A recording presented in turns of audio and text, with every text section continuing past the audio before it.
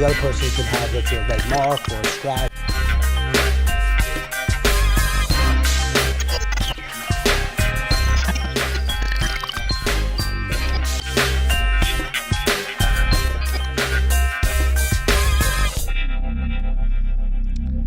Hey everybody, welcome to the Problem Solver Show. This is David Kohlmeyer. Welcome to the show. Every single week I'm bringing on amazing guests that basically are helping people in the community solving problems as well. This week basically we have an amazing guest that's basically working in the community, but I want to share with you basically every single week, even though I have this show, if you guys have any problems, small problems, big problems, legal problems, whatever the problem is, you can basically contact me, the Problem Solver, on my phone number. You can text and call, which is 702-400-7474. Again, 702-400-7474. Or you also can go to the Progressive web app, which is the problemsolver.vegas. You can basically put any problem, even if it's 5 o'clock in the morning, put in your problem, then myself or other problem solvers will give you a call back and let you know what they can do to help you out, whether it's free services, whether it's an attorney that basically may charge you a minimal fee, whether it's a community leader that can help you out. My goal is to basically get your problem to the right problem solver and to basically get people help in Clark County.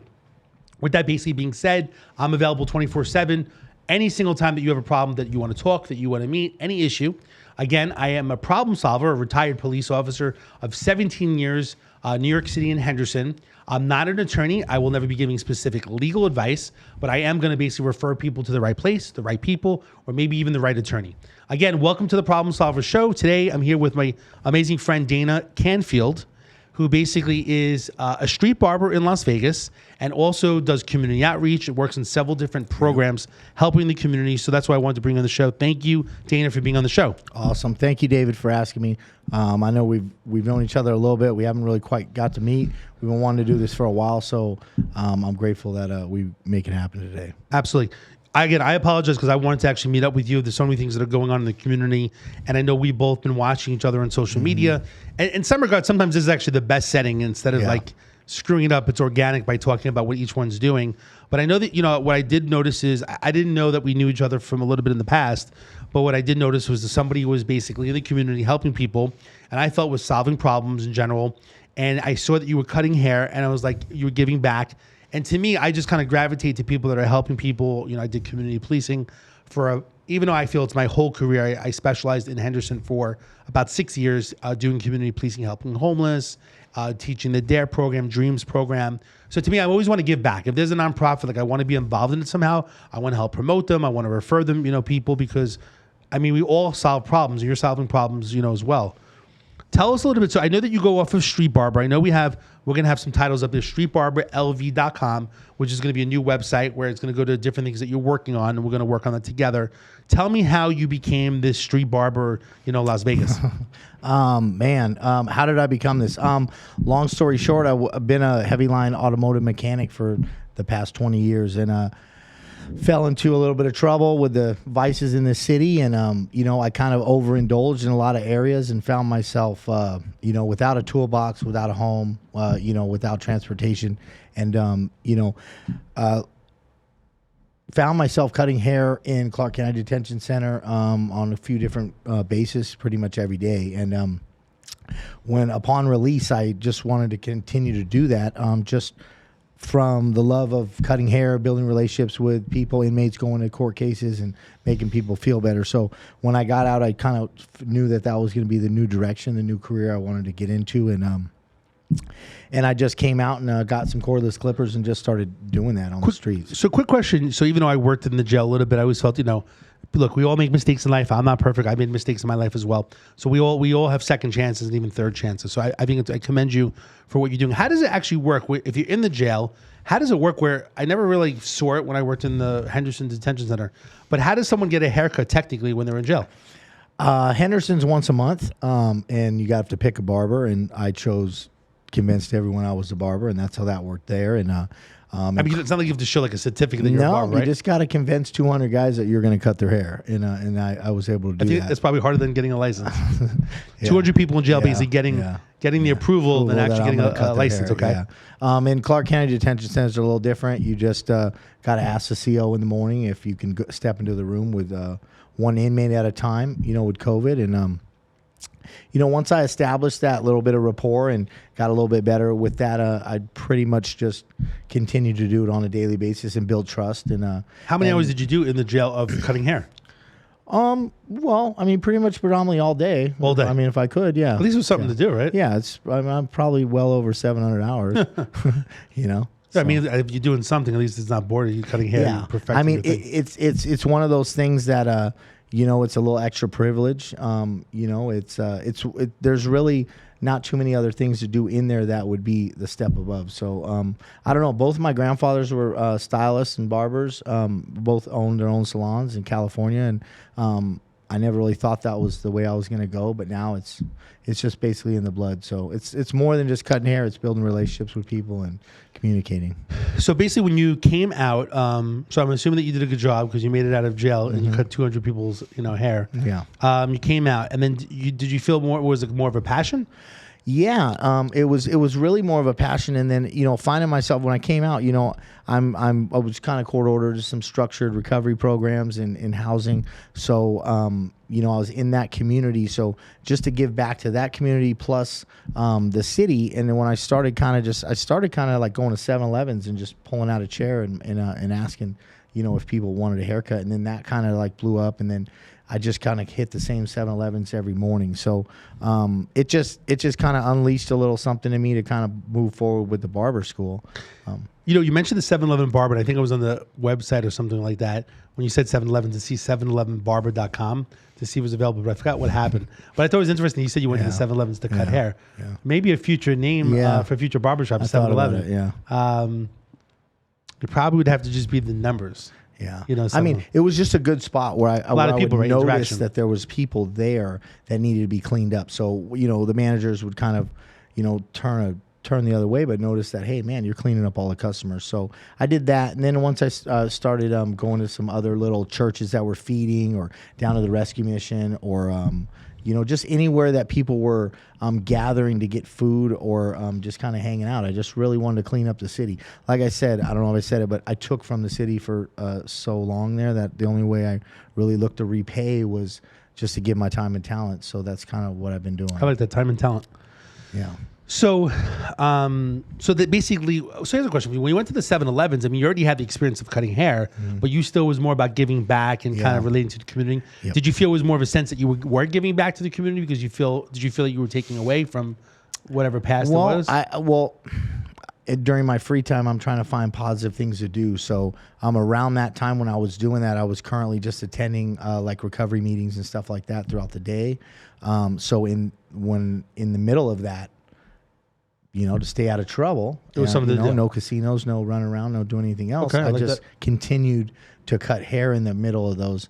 And it just worked. It worked every day. I felt better about myself and helping the community, and I just continued to keep doing it. Did any of the 7-Eleven managers ever say anything like, hey, you should be on the property? I had one guy one time, and he didn't know me, and it was the first time I was there, and he got a little upset. And then after he saw what I was doing, he came out and he gave us both 2 pizzas, me and the other guy. That's cool. So no, I've been getting nothing but love, but I've tightened it up a little bit now. I am enrolled in the barber school, so I'm doing more on a larger base where there's shower truck available. There's showers for anyone before they get a haircut. Just so more structure. What you do right now, sanitary, more up to par with. Now that I'm learning a little bit more about the licensing and what it takes to be a barber, I'm trying to tighten that up. Okay, that's good. So anyway, what I saw was that you were cutting hair, you were helping people, and I do really believe, even like myself. So I was a cop for 17 years, and every single week I would get a haircut. Prior to work, kind of to look clean. And a lot of time, being a police officer,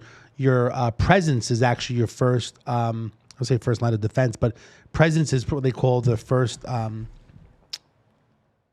it's kind of a level of force, is by you showing up in uniform, looking clean and cut and prestige, that basically was like force alone enough for people to behave, right? That's whether you're in uniform, you have a badge, you have a gun, but you look really good and clean cut. So most cops basically get probably a haircut once a week. Mm-hmm.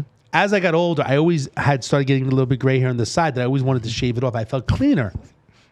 And what happens is over the time, even though I've been retired the last 6 years, I always go weekly because I want to look clean and I want to look sharp. And I feel like sometimes when people get a little bit depressed, Or they're having a bad day. I really do believe a shave and a nice haircut like puts you in a different mental state. It's I mean, just learning a little bit, reading in the book in school does talk a lot about different things like that, mental stability and mental health and just self-esteem and physical exercise.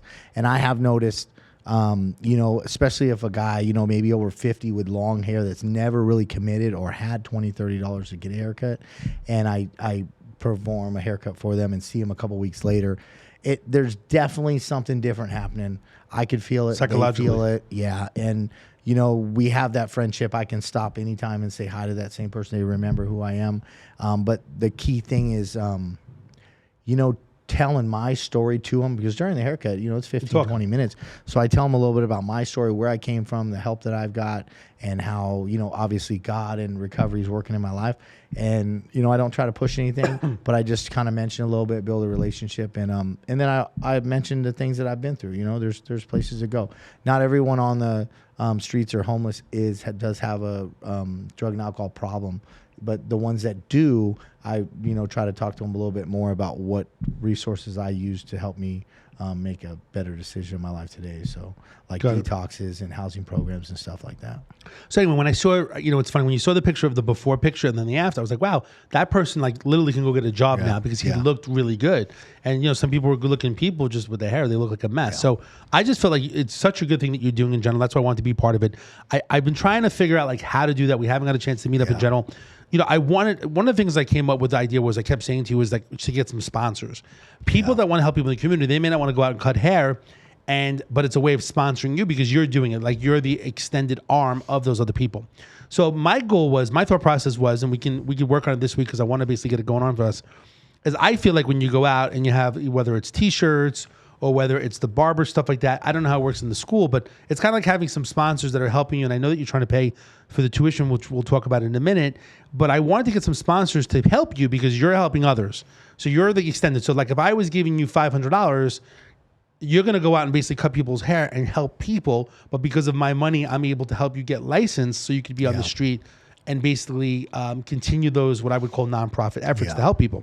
So my goal is also with you coming on the show is to take this video and to showcase other people like, hey, why don't we sponsor Dana? Because he's, even with him being licensed, and even if you open up a barbershop in the future, I think that basically you're going to still continue nonprofit efforts to help people. And I think people are going to know through where you go, and maybe not having a shop, maybe being more mobile or whatever. Who knows what's going to happen, right? Yeah. But the bottom line is I just think that you're doing such great things. I haven't seen anyone else doing it in Las Vegas.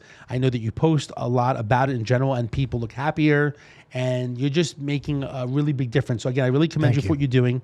Everyone, look, just like myself, I mentioned before as the problem solver. I mean, I'm one person. I try to bring other people. Yeah. People message me all day long, text message, emails. Do you know? I mean, I just got a message right now. It says, do you have any people that do home health aid? You know, on a lien for personal injury cases. And I'm like, yeah, I got a guy. You know, Matt. You know, he basically does home health aid, and basically he can help out. So you know, I'm texting the person back and trying to connect people and being that master connector and being that community outreach liaison, which I believe that's what you're doing. Yeah. Because now you've gotten bigger as well when you hooked up with other nonprofits. But let's talk about your how does it work in this town? Like if I want to go to barber school, is there funding? What does it normally cost? Are there a lot of places to go to go to barber school? There's a few different barber schools. You know, not to mention there's like 3 of them in school. Barber school, Barber College. There is cosmetology, which is a totally different field. There's no straight razors and different things. There's more color and nails. I actually went to look out for financial aid probably about a year before I decided where I was going to go. And I was dead set on I was going to barber school. It was just something about I'm doing men's haircut. So I just really focused on that was my passion, to get in there, you know, help men. And it doesn't even have to be the type of men I was helping before. It could be anybody. The style, the cut, the relationship with communication. So I checked, and there was no financial aid anywhere. You know, I've looked into a couple other little things, maybe some other nonprofit type of programs, city, state programs, and I'm kind of bumping my head, not really getting confirmation with any of that. So I just went ahead and went right in and just said, you know what, God's going to provide. I'm going to see how it goes. And I've got a few donations, you know, from a few friends and people that have been watching me on my fundraiser on Facebook right now. There isn't. I mean, I've asked the school, owners, and asked a few other people. So it's really one of those things like you got to work 40 hours in the school, cutting hair, which you just cut hair for the clients that come in. And if you make a tip, you make a tip. But you're responsible of having another job or having some way to pay the tuition. So I have other things going on during the day. I still attend recovery meetings throughout this 40 hours of school, which are court ordered.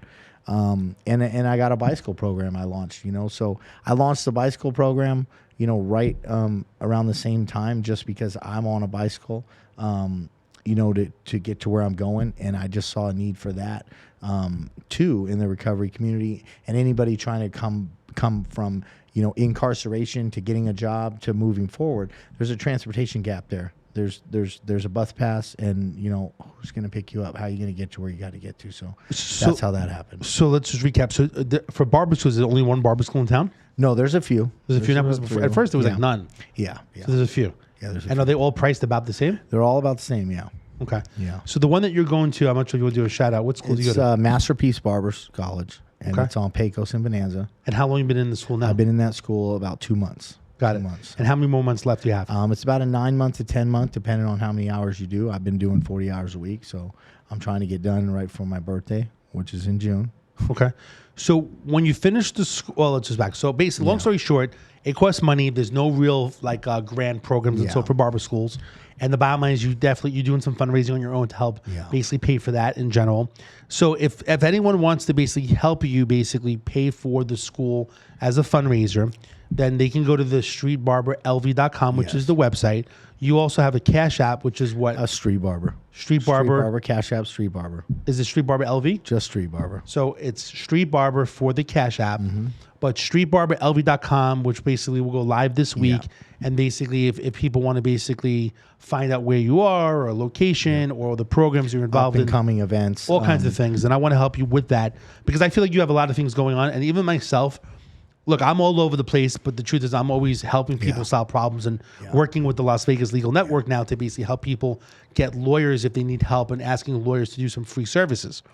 So some people think that I'm all over the place, but the truth is I'm trying to do the same thing. And in my own head, it's not a big deal. I mean, everything just flows really good. But I know that I messaged you a few times and I'm like, what are your hours or where are you located? And I asked you a second time, right? Because I already forgot because I'm busy. So I feel like if all that stuff was in one place. Yeah, we could put it all there. And then the other thing is, by the way, what's special about this app, my friend Greg Geller, who makes the apps, basically, what I like about the app is that anybody that you meet, you could ask them to add the app to their phone. And it's a progressive web app. So basically what it means is that it doesn't take away memory space or battery life. Perfect. So you could also do push notifications to say, hey, I'm at the barber school. Okay. Come stop by. Yeah. Right? So if 500 people had your app on their home screen, you could send out different messages. Hey, I got a bike. I have this, I have that. So there's a lot of things going on with it. I really love the apps that I'm involved in with him because I feel it's just a way of communicating with people out there that are serious about getting help and need help. Well, just to... I'm currently on the night shift at the school, so 2 o'clock to 10 o'clock. We cut hair from 8 a.m. to 6 p.m. So I'm cutting hair from 2 to 6. So Monday through Friday, 2 to 6, you're at the school. Yep. And again, the school's name is? Masterpiece Barber School. Masterpiece Barber School from 2 to 6, Pecos and Bonanza. Yep. So how does it work? If I come in, which I want to do one day, test it out, is can I ask for you? If there is a waiting list. If you come in and you see me and you're waiting for me, when I'm done with the next haircut that I was performing, I'm going to take care of you. Can I wave to you and say, hey, Dana, I'm over here. I know about the street barber. Yeah, that's how it goes. So the bottom line is if people hear this, they want to come, they want to see you. You could be like, hey, Dana, I'm here for the street barber LV. Yeah. And then you'll connect. And we can connect. Yeah. How many people are actually cutting hair from 2 to 6? I would say any little bit over 20. Okay. 20. Are you always like, can I see you from when I walk in? Yeah. Or? You could see any of the barbers from when you walk right in the front door. Kids' haircuts are $8 and veterans are $5. So that's he's always been big on the veterans. How many people a day go to the barber school? Patrons. Patrons? Yeah, I mean people that come in to get a haircut. Man, that's a good question. Like 100 people? It's a good amount. I mean, we're steady. Yeah, no one's standing around. We're definitely taking care of the community. So okay, that's good to know. I've always passed by when I was a cop. I went to the family court, and I always saw the right school there, right across the way. So Pecos and Bonanza, every cop knows it's where people that have family law issues. Basically, it's right by the family courthouse. Can't miss it. Go to family court. Go get your haircut. Yeah. So, all right. So basically, from 2 to 6, Monday through Friday, you can stop by, go to Dana, get a haircut. Technically, well, it costs money, right? It costs $10. Yeah, $10 for a haircut. And then they can tip you. You're allowed to get tips. Yes. Okay. Cool.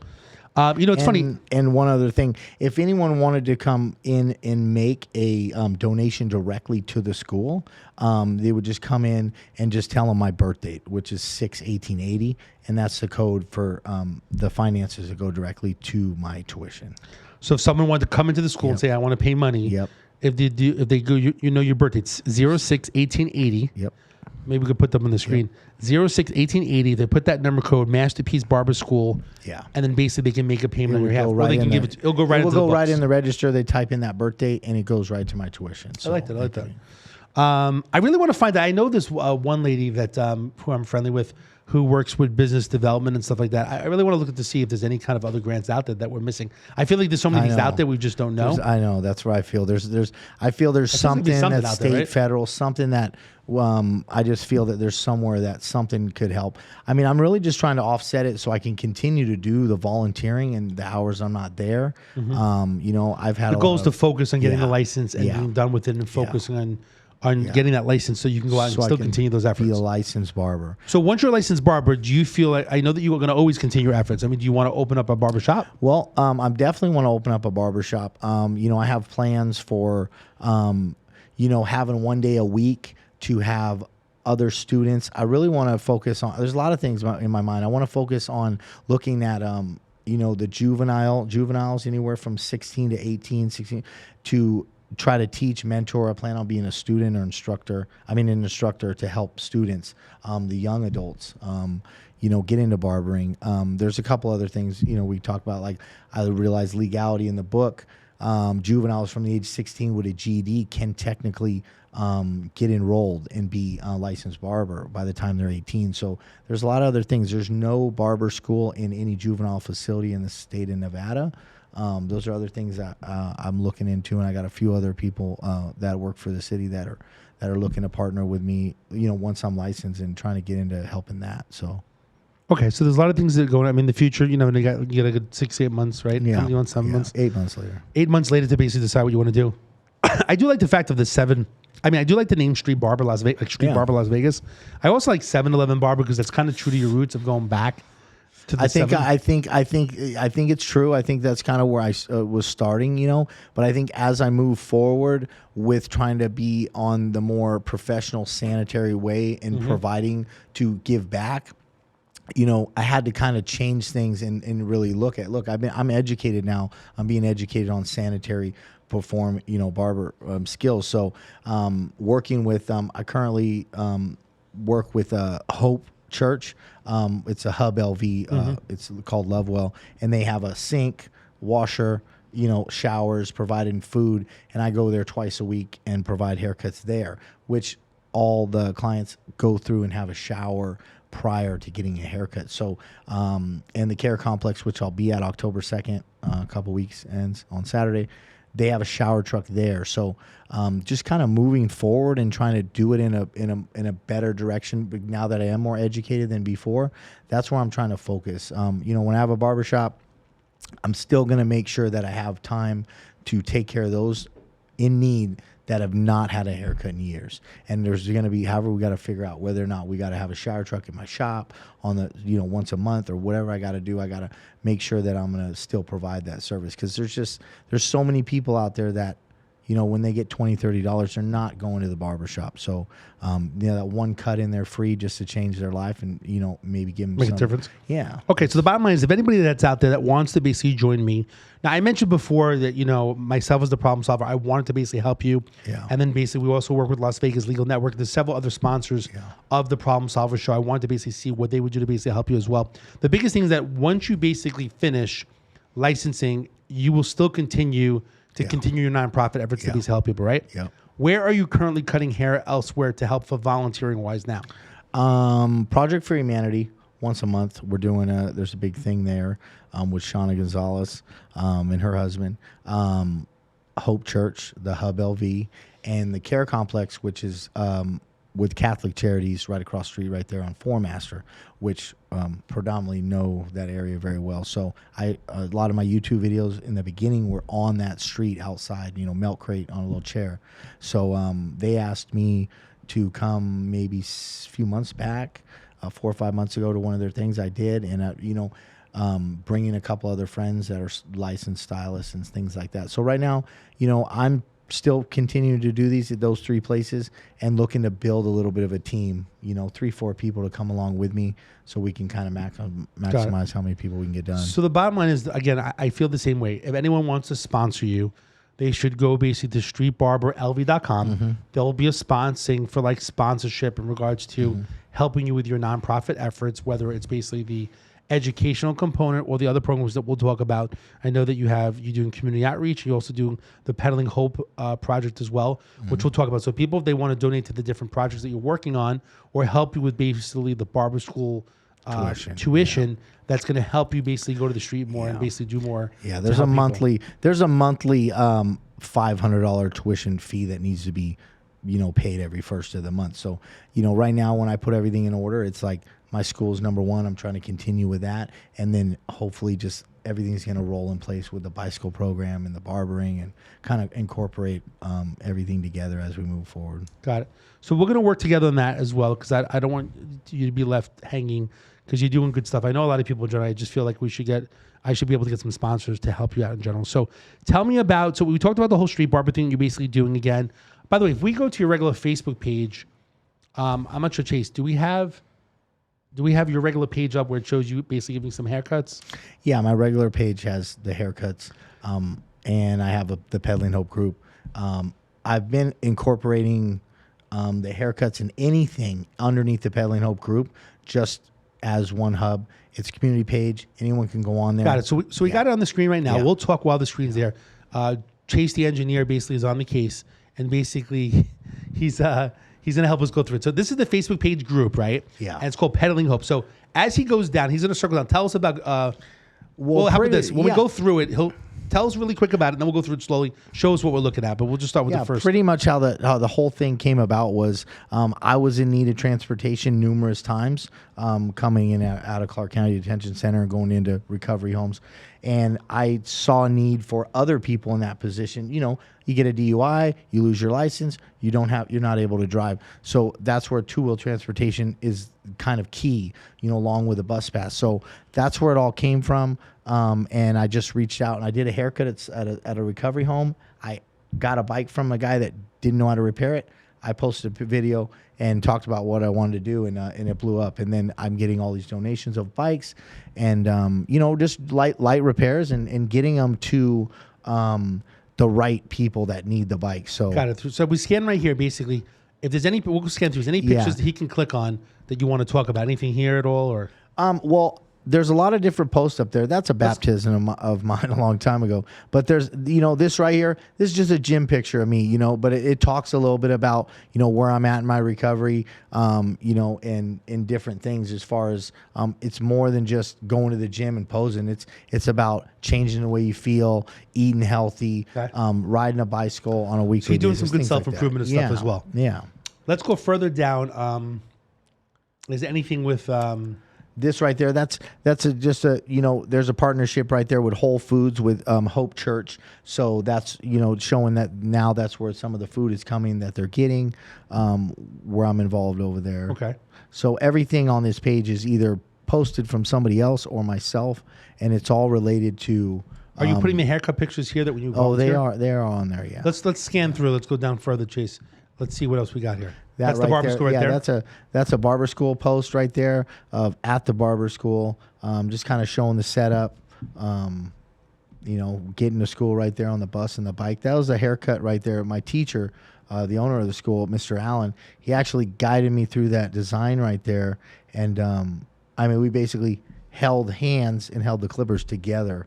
And he kind of He's the owner of the shop? Yeah, and I've known him a little bit. He's been watching me for a couple years, and he guided me through that. I don't normally do no designs or nothing like that. So that was the first time we did something like that. Oh, you never did like designs like that? No. Okay, cool. So click on a few pictures of the barber there. Go to the right there. Let's see what other pictures of the barber school there.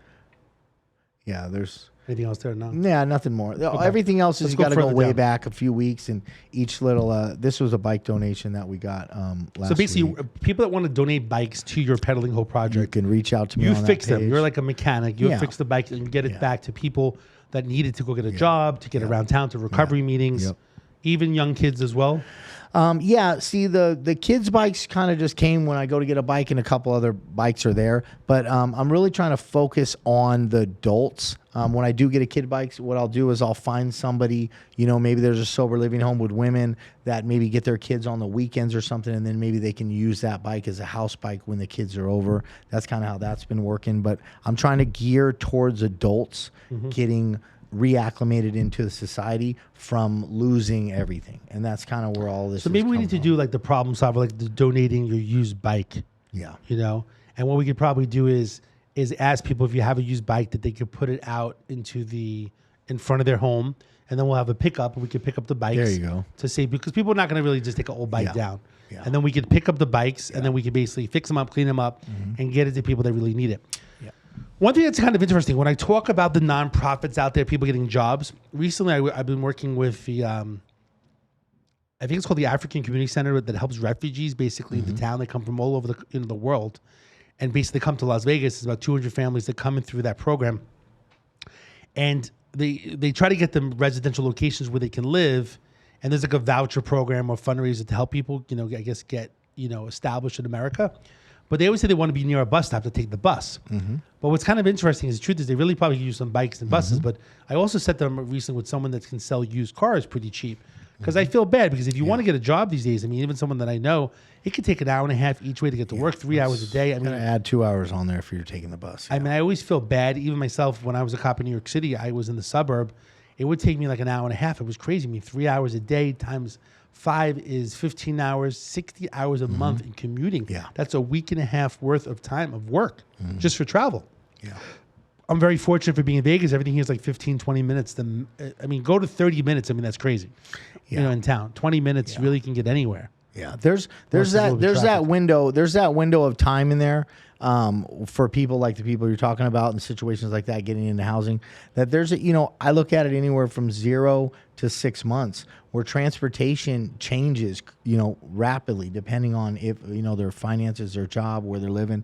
Someone gives them a car, they buy a car, and the bike just wasn't being looked at until I ran into that situation, and it was such an impact on my life to make sure that I had a bike so I can kind of get moving. So, the bikes are there's so many things. In the beginning, I only kind of was geared towards, the recovery community, people in some of these residential treatment housing programs with the courts. And then now it's evolved. It's evolved into pretty much anybody that's trying to advance and move forward that, has some kind of a roof over their head at that moment that needs a bicycle. So that way, everything's safe. So Tell me about, I always see, and I'm trying to figure out, you have, what is it, monthly, every 2 weeks, that bike thing downtown where you ride bikes? Tell me about that program. Well, I started going down there and riding on it. It's every Wednesday. There's a big bike ride downtown. Every Wednesday, weekly. Every Wednesday. Yeah. Where does it start at? Well, they meet at the Berlin Bar, right there on Charleston and Main. Right there, it's right on the corner. You can't miss it. Like artistic. Charleston and Main Street. Charleston and Main Street, right there. It's called Berlin Bar. They meet right there at about 7:00, and they roll out about 8. So You mentioned that if you don't have a bike or you don't want to bring a bike down, you can there's rent a place to bike. over You can there. rent a bike at Crank and Grind Bike Shop. Is that close It's by? right around the corner. You can ride the bike from there and ride right over. Berlin Bar. How do you spell that? Is it Berlin? Berlin, BR? Berlin, just like Europe. BR, Charleston yeah. and Main Street. Yep. I feel like I don't remember that spot. Berlin Bar. I got to look it up. Yeah. So you could rent a bike there just for that, for that occasion. Yeah. And return the bike in a couple hours. And how long is the bike ride for? Bike rides usually about 2 hours, about 8:00, about 10:30ish. Not bad. About 10 miles. It's 10 miles, 10 miles. but they're going at like a normal pace. I mean, there's 4-year-old kids doing it. So, I mean, Got it. if anyone, a lot of people think it's hot and all these different things, but when you're really rolling a bike, there's wind blowing. And like I said, there's 4-year-old kids riding this bike ride. So, anybody. How does it work? Because I see you guys like taking over the whole street. Well, try to I don't be- want to vouch for any of that. All I know is I just ride and I make sure I got lights on my bike. And, I just actually talked with some officers last night. It seems like a lot more bikes And, coming out. there's a lot of bikes out there. And, the thing is this, all I can say is when they're just trying to go, everyone's trying to stay safe. So as a team together, the community and the bikes, I think everyone's just trying to have fun and not really impede. And, there are, make sure we follow the laws and stay in the right lane. And those are some of the things. You guys follow so you get 500 plus bike riders out doing, a 2-hour bike ride. Where do they? So where's the run? Start at Berlin, but every week it's different. There's a leader of the bike ride, and you just kind of stay behind him, and wherever they choose to go, they go. So. And what happens? Do most people follow the whole run? Oh yeah. And it takes you right back to the same spot. Yeah, to drop off. Yeah. And it's 10 miles every. It's different. So if you were to clock it, sometimes it's 9.7, sometimes it's 12. But the goal is to do like a 10-mile run with all bikes. I don't know what the goal is. All I know is I go. And it's a great community. And there's a lot of people in that bicycle community that I've met and I've got involved in. And a lot of people have came up, to me and talked about their recovery and things like that. And that's kind of where the Pedaling Hope thing got a little bit more steam. And the bike shops, Crank and Grind Bike Shop jumped on board and said, they'd volunteer some hours and 4 bikes a month to do the repairs if they need repairs. I know Bike Lab in Henderson has donated, a lot of bikes to me and parts and tools and stuff to get going. So it's just going really good. Getting a lot of support in the bike community for, the Pedaling Hope project and what I'm trying to do. Got it. We'll see about doing some more stuff with that in general. Okay, so Pedaling Hope project is basically out there for anyone that basically wants to donate any used bikes. I'll put it out there, maybe like a flyer or something like that, that if anyone wants to have a used bike they're not using, like to put it out in their front of their door and we'll have someone pick it up. We can make a flyer saying, hey, do you have a used bicycle? Please donate it to Pedaling Hope. And then technically, even on the app, there's different links that you can do, and we can get the address or GPS and go pick up the bikes. And then we can basically clean them up, hand them out. So I think that's a great program. Anything else about Pedaling Hope? Pedaling Hope is a Facebook group page. Yeah, Pedaling Hope is a Facebook group page. That's a community page. Anyone could post anything on there. It doesn't have to do with just bicycles. It has to do with pedaling anything. Pedaling, food, pedaling, good vibes. See, I never knew that when I saw involved, you do Pedaling Hope. Yeah. I just never got that, but I don't think I've ever read. Yeah. Sometimes it's good to go on. They always say, like, when you do social media, like every month, go back on, like do a video, like, hey, everybody, I'm Danny Canfield. Yeah.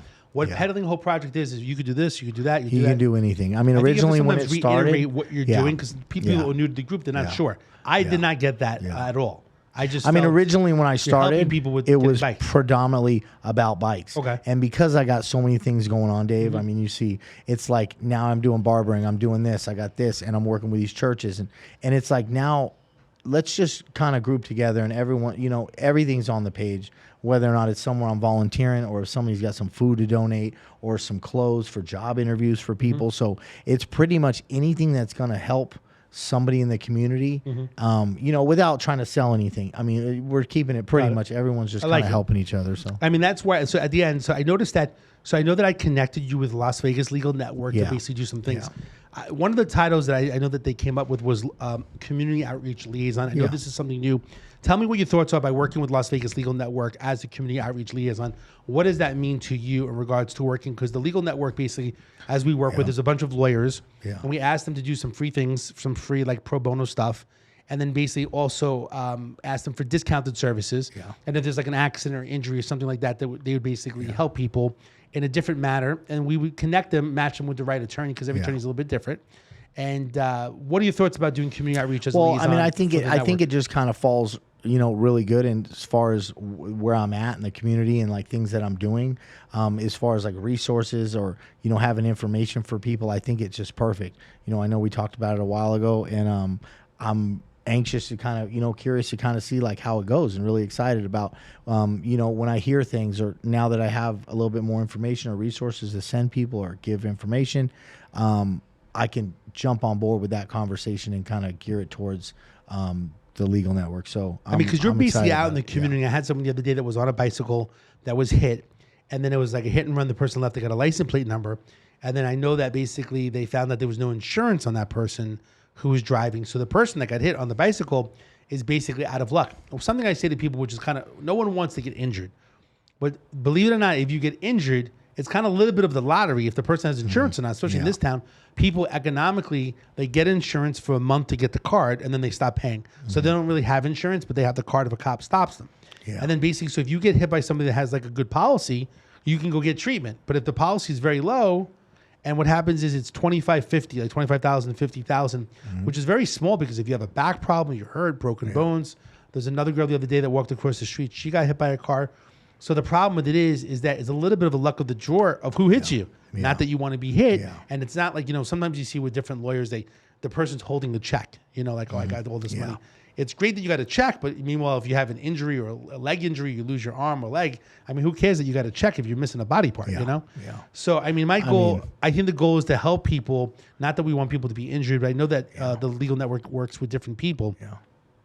So do you think that you meet with a lot of people? You think that do people on the street need legal help? Well, like, I wouldn't even say only people on the street. I mean, I might be, street barber might be a hashtag or something that I use. I might be, have some experience with kind of being in a position where I was without a home or things like that, needing a bike.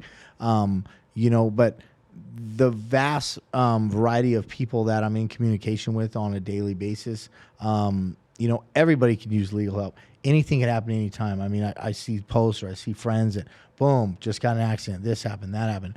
I wrapped my head around it, a while ago and just said, you know what, we're just going to embrace it and we're going to make sure that the information is available when I have friends of mine that mention anything like that or needing something like that. And I'm going to be able to give them the right direction.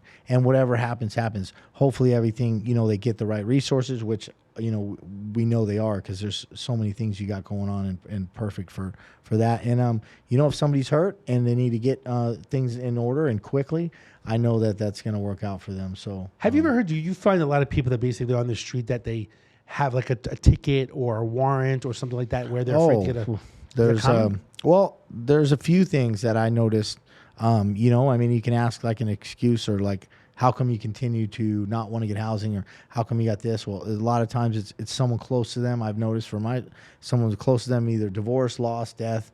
It's something traumatic, and they're kind of maybe holding on to it a little too long and not got over it, or worked through it, should I say. And then, I run into people all the time.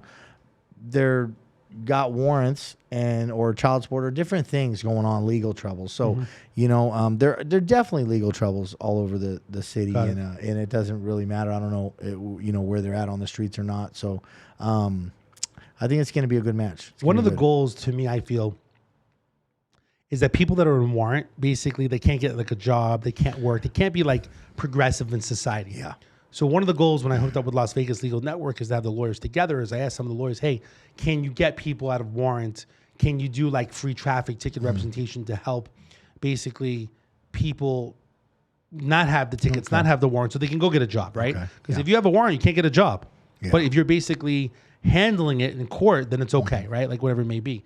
But if you have a DUI or domestic battery, sometimes you can't even get a job, especially if you have a conviction. So I mean, that's great that you bring that up. There are a lot of situations that I've heard of, friends or people that are close to me, or I've heard their story where, they'll start to change their life in a positive direction, but there's still something outstanding in Philadelphia or something over here, or and then it comes that time where they need to handle it. So they always seek out whatever legal help that they need.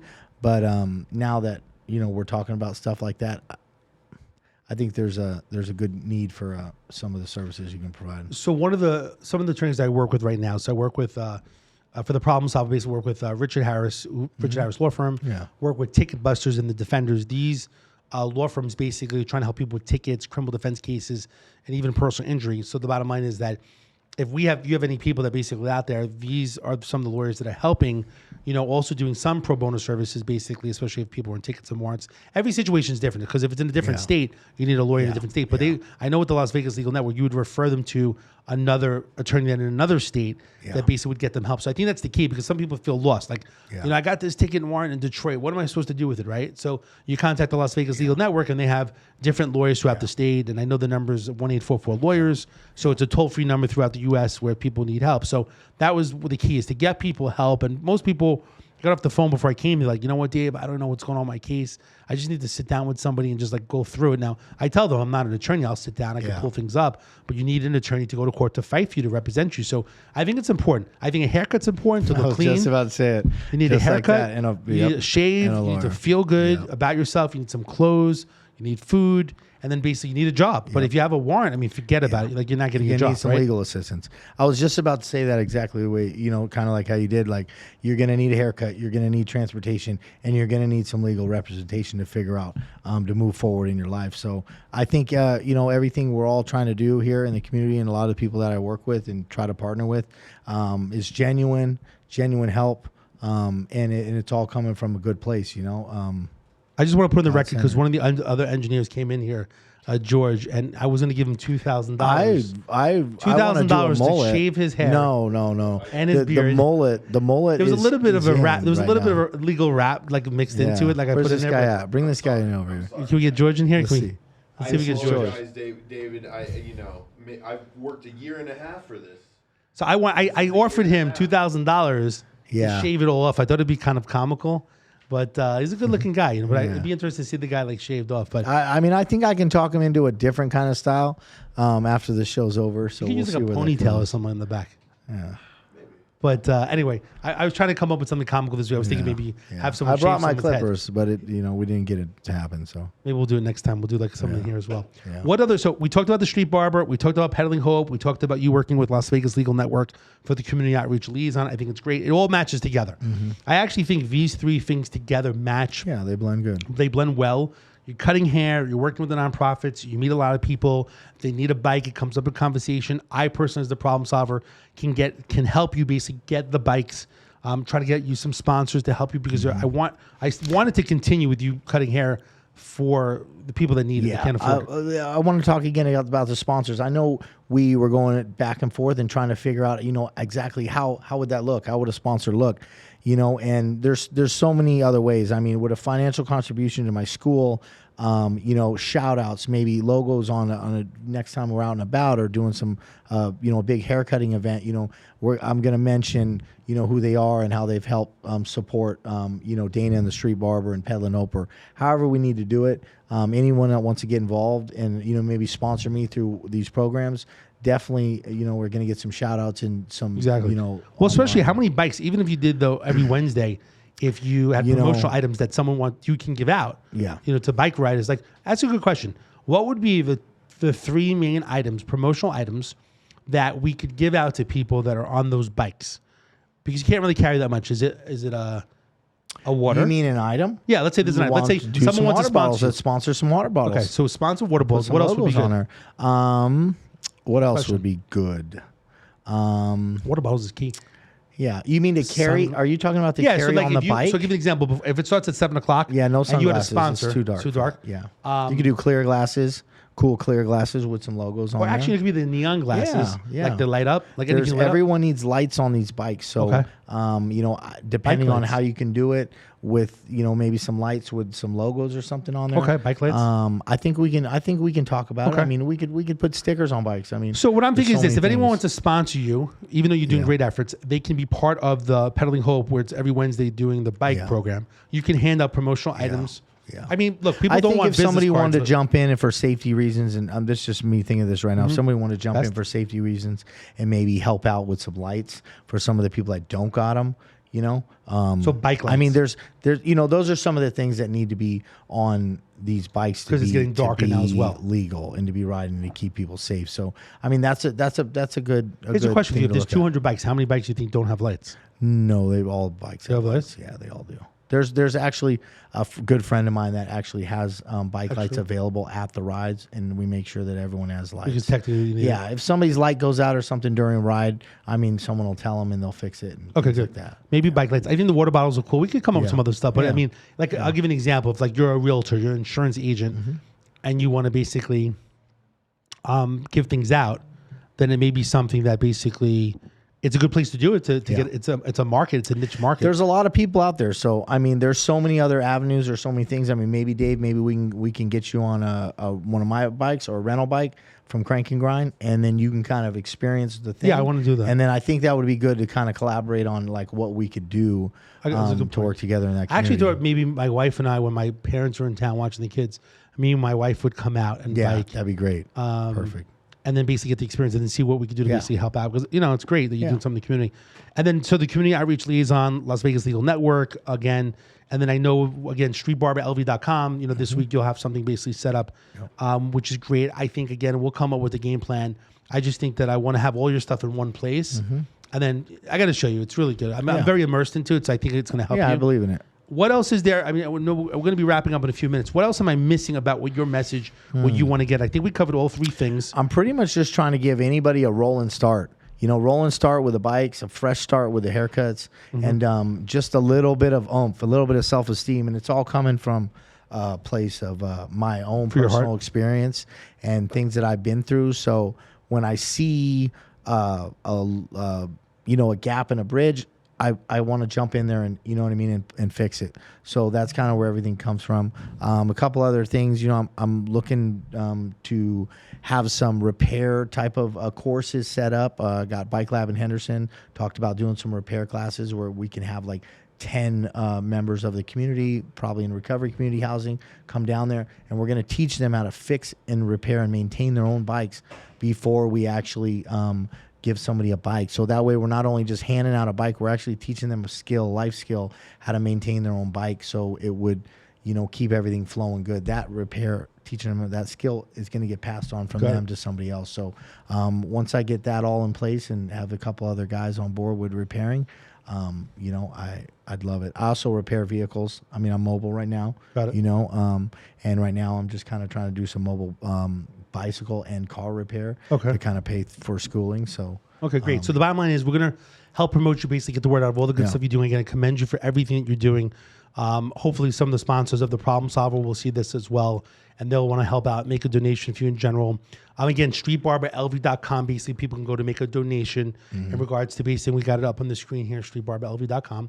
And then basically, if they want to help you, that's great, because you're going to basically pay it forward. And some people don't have time, they're working, they got kids. So at least they're paying it forward through you by you helping the community, doing good work, community outreach, working with these different nonprofits and churches. I think it's great. The one thing I'll share with you, which I know I've been talking a while with you back and forth, just to show good faith, basically, for the month of October, I wanted to donate $500 to your efforts, basically. I know that you're in school. Put it towards the school program in general. So I personally, we spoke about it for a while. We're going to work on some different things together. But just in good faith, I wanted to donate $500 to you for all your efforts, to commend you for what you're doing in general. And then I hope that other people will match what I'm doing as well when they see this. They can reach out to me or to you in general, or they can go to Cash App to send money. They can go to the Barber School. Again, I really believe that you're making a difference in the community. I want other people that are solving problems like yourself, and you are solving problems, and you are doing God's work as well. And the bottom line is that we need other people out there. And if everybody was doing it in their part of the community, helping people and pay it forward, I mean, it'd be amazing. It would be even a stronger community. We talk about Vegas strong, that we'd be even a more stronger community if everyone did things like yourself. And I always want to pay it forward. So if anyone wants to come on the show, what were you going to say? I was just going to say, it's just, I've been selfish for so long, and overindulging. And then when I noticed that getting out of myself and giving back, just small little things early on, trying to get out of that selfish behavior, it just really made me feel different. And then the more and more I continued to do that, and I got away from that, all about me side, it just only makes sense. And I mean, it's just where I'm at. And God's leading me, and I'm just going to continue to keep moving forward. So got it. Well, awesome. Thank you so much for coming on the show. I'm David Kohlmeyer, the Problem Solver, every single week as usual, bringing on other problem solvers to help people. If you would like to be on the Problem Solver Show, please reach out to me, 702-400-7474.